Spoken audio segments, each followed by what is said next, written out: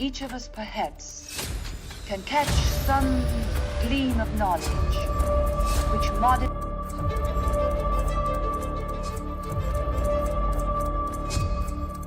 एक गरीब लड़की जिसका देश नहीं था, मां नहीं थी, पैसे नहीं थे, वो दुनिया की सबसे पावरफुल साइंटिस्ट बनी। 2 नोबेल प्राइजेस, 2 डिस्कवरीज, एक अमर लेगेसी। अगर वो कर सकती है तो तुम क्यों नहीं? लाइफ में एक्सक्यूजेस बहुत मिलेंगे, लेकिन जो चमकना चाहते हैं वो रास्ता खुद बनाते हैं। 7 नवंबर 1867 को वॉर्सो, पोलैंड में व्लाडिस्लाव स्क्लोडोव्स्की और ब्रोनिस्लावा स्क्लोडोव्स्का के घर में 5वीं और आखिरी संतान का जन्म हुआ, मारिया सलोमेया स्क्लोडोव्स्का। परिवार में उन्हें प्यार से मानिया कहा जाता था। उनके पिता व्लाडिस्लाव एक फिजिक्स और मैथमेटिक्स टीचर थे। मां ब्रोनिस्लावा एक बोर्डिंग स्कूल की हेड मिस्ट्रेस थीं। ये एक एजुकेटेड इंटेलेक्चुअल परिवार था, लेकिन गरीब। टीचर्स की सैलरी बहुत कम थी। मारिया के 4 बड़े भाई बहन थे।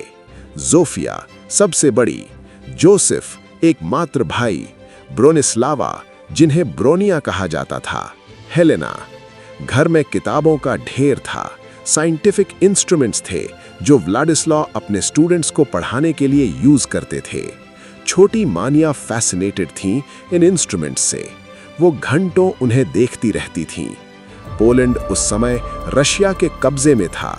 पोलिश लोगों की अपनी कोई इंडिपेंडेंस नहीं थी। रशियन अथॉरिटीज ने पोलिश कल्चर को सप्रेस करने की कोशिश की। पोलिश लैंग्वेज को स्कूल्स में बैन कर दिया। पोलिश हिस्ट्री पढ़ाना इलीगल था। पोलिश बुक्स बैन थे। स्क्लोडोव्स्की परिवार पोलिश नेशनलिस्ट्स थे। वे अपनी हेरिटेज को बचाना चाहते थे। मानिया के पिता सीक्रेटली अपने बच्चों को पोलिश पढ़ाते थे, पोलिश लिटरेचर पढ़ाते थे, पोलिश प्राइड इंस्टिल करते थे। लेकिन ये डेंजरस था। रशियन इंस्पेक्टर्स कभी भी आ सकते थे। अगर पकड़े जाते तो सजा मिलती। छोटी मानिया को ये सब समझ में आने लगा था। उन्होंने देखा कि कैसे ऑक्यूपेशन ने उनके परिवार को प्रभावित किया। ये ऑपरेशन ने मानिया में एक फियर्स इंडिपेंडेंस और रेजिलियंस पैदा की।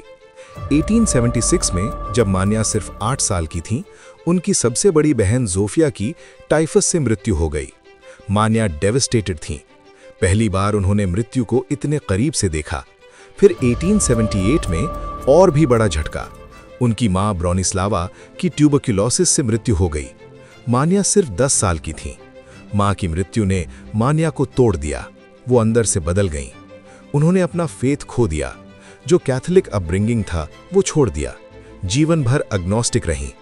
लेकिन इस ग्रीफ ने उन्हें स्टडी में और भी ज्यादा डुबो दिया। बुक्स उनका एस्केप बन गईं। नॉलेज उनका सॉलेस बना। मानिया और उनकी बहन ब्रोनिया ने वॉर्सो के फ्लाइंग यूनिवर्सिटी में ज्वाइन किया। ये एक अंडरग्राउंड एजुकेशनल ऑर्गेनाइजेशन था जो सीक्रेटली क्लासेस चलाती थी, पोलिश विमेन और वर्किंग क्लास लोगों के लिए। क्लासेस अलग अलग लोकेशंस पर होती थीं, इसलिए फ्लाइंग, रशियन अथॉरिटीज से बचने के लिए। मानिया ने यहाँ साइंस, लिटरेचर और सोशियोलॉजी पढ़ा। लेकिन ये प्रॉपर यूनिवर्सिटी एजुकेशन नहीं थी। मानिया को प्रॉपर डिग्री चाहिए थी। मानिया और ब्रोनिया ने एक प्लान बनाया। मानिया काम करेंगी और अपनी कमाई से ब्रोनिया को पेरिस भेजेंगी मेडिकल स्कूल के लिए। जब ब्रोनिया डॉक्टर बन जाएंगी और कमाने लगेंगी, तब वे मानिया को पेरिस बुलाएंगी। ये एक बड़ा सैक्रिफाइस था, लेकिन मानिया ने एक्सेप्ट किया। 1885 में 17 साल की उम्र में मानिया ने गवर्नेस यानी घरेलू शिक्षिका के रूप में काम करना शुरू किया। 1885 में मानिया एक वेल्दी पोलिश फैमिली के यहाँ गवर्नेस बनी, बच्चों को पढ़ाने के लिए। सैलरी मामूली थी, स्टेटस लोअर क्लास सर्वेंट जैसा था। मानिया को ये बर्दाश्त नहीं होता था। वे एक्सेप्शनली इंटेलिजेंट थीं, लेकिन उन्हें एक नौकरानी की तरह ट्रीट किया जाता था।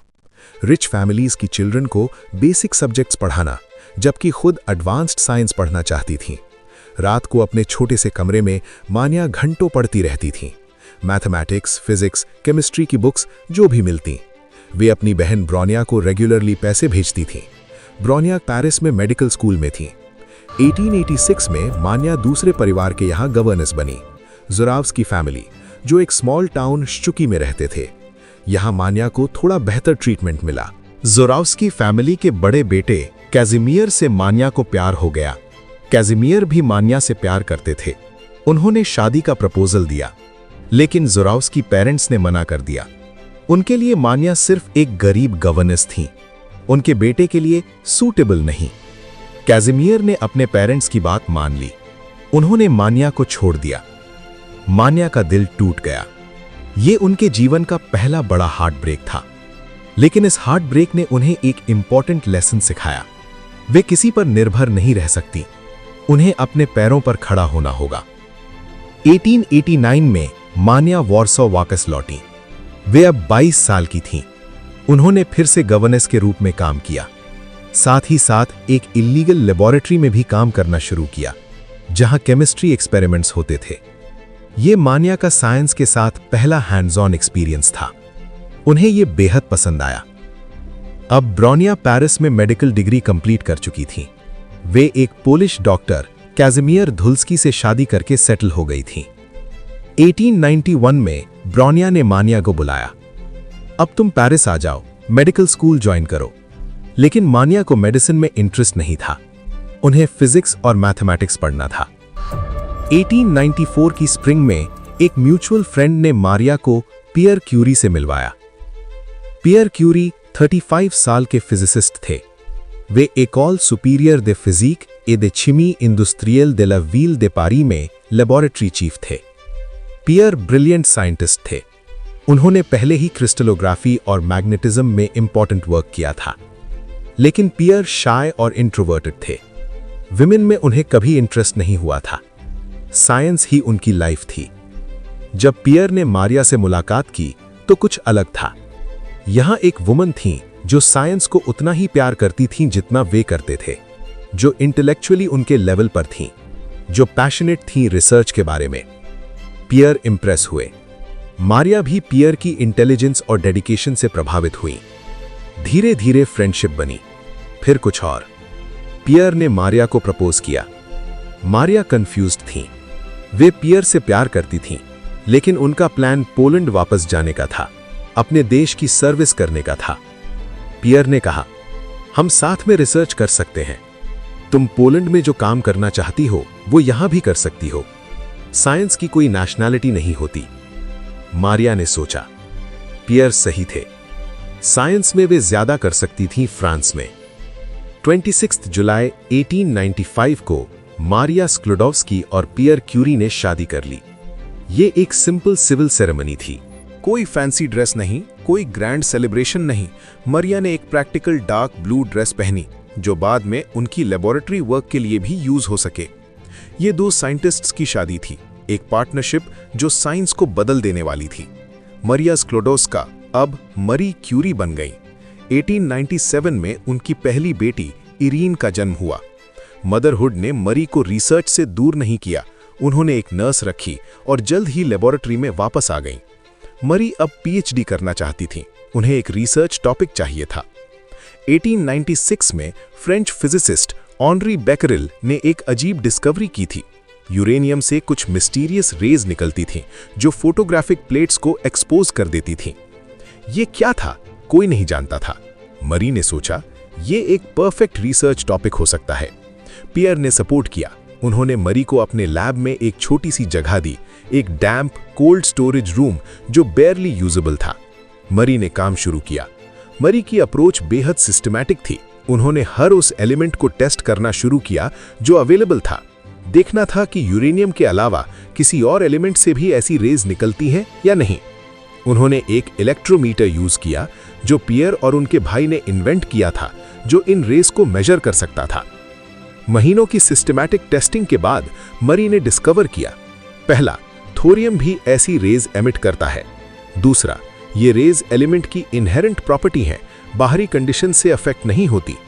तीसरा, कुछ ओर्स जैसे पिच ब्लेंड यूरेनियम से भी ज्यादा रेज एमिट करते हैं। तीसरी डिस्कवरी सरप्राइजिंग थी। अगर पिच ब्लेंड में यूरेनियम है और यूरेनियम रेज एमिट करता है, तो पिच ब्लेंड को सिर्फ उतनी ही रेज एमिट करनी चाहिए, लेकिन ये 4 गुना ज्यादा रेज एमिट कर रहा था। मरी का कंक्लूजन, पिच ब्लेंड में कोई अननोन एलिमेंट है जो यूरेनियम से भी ज्यादा एक्टिव है।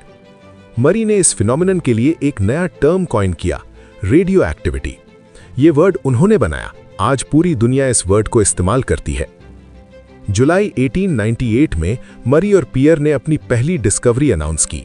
उन्होंने पिच ब्लेंड से एक नया रेडियो एक्टिव एलिमेंट आइसोलेट किया था। मरी ने इसे पोलोनियम नाम दिया, अपने बिलवेड होमलैंड पोलैंड के नाम पर। यह एक पॉलिटिकल स्टेटमेंट भी था। पोलैंड मैप पर नहीं था रशियन ऑक्यूपेशन के कारण, लेकिन मरी ने पीरियोडिक टेबल पर अपने देश को इमॉर्टलाइज कर दिया। 1903 में मरी ने अपना पीएचडी थीसिस सबमिट किया, research on radio active substances. Examining committee में कुछ सबसे बड़े फ्रेंच फिजिसिस्ट थे।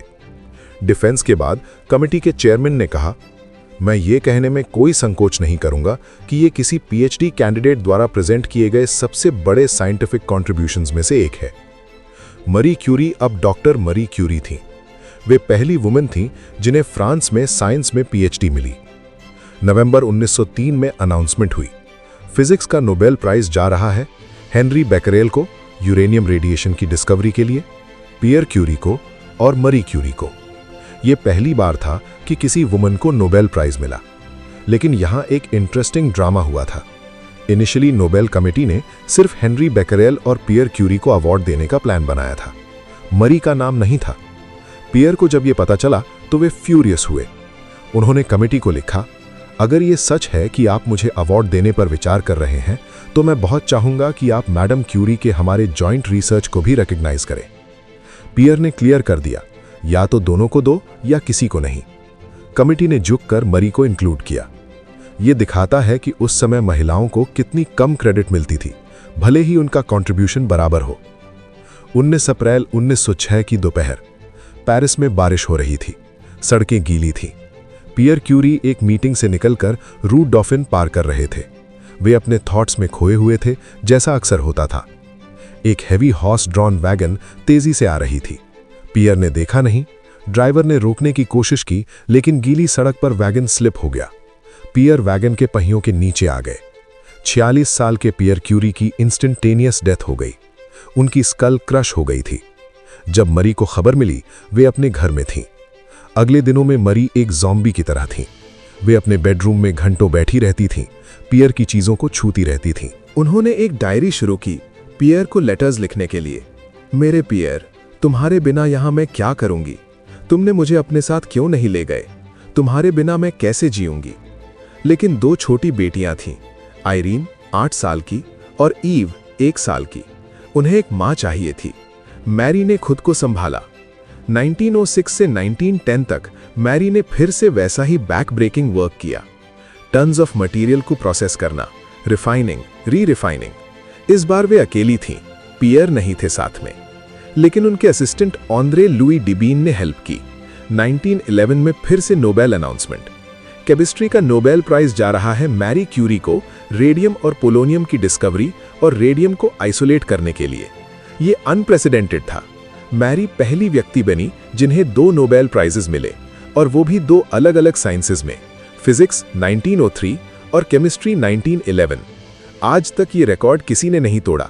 सिर्फ लाइनस पॉलिंग को 2 नोबेल्स मिले, लेकिन दूसरा पीस प्राइज था। 1926 में मैरी की बेटी आयरीन ने फ्रेडरिक जोलियो से शादी की, जो मैरी के लैब में पीएचडी स्टूडेंट थे। आयरीन और फ्रेडरिक ने मिलकर आर्टिफिशियल रेडियो एक्टिविटी की डिस्कवरी की। 1935 में दोनों को केमिस्ट्री में नोबेल प्राइज मिला, पियर और मैरी के फुटस्टेप्स में। मैरी ये देखकर बहुत प्राउड थी। 1920s के एंड तक मैरी की हेल्थ डिटीरियोरेट करने लगी। उन्हें कैटरैक्ट्स थे रेडिएशन के कारण, फिंगर्स में बर्न्स थे, क्रॉनिक फटीग था, ल्यूकीमिया के साइंस दिखने लगे थे। डॉक्टर्स ने सस्पेक्ट किया कि ये रेडिएशन एक्सपोजर के कारण है, लेकिन कोई कंफर्म नहीं कर सकता था।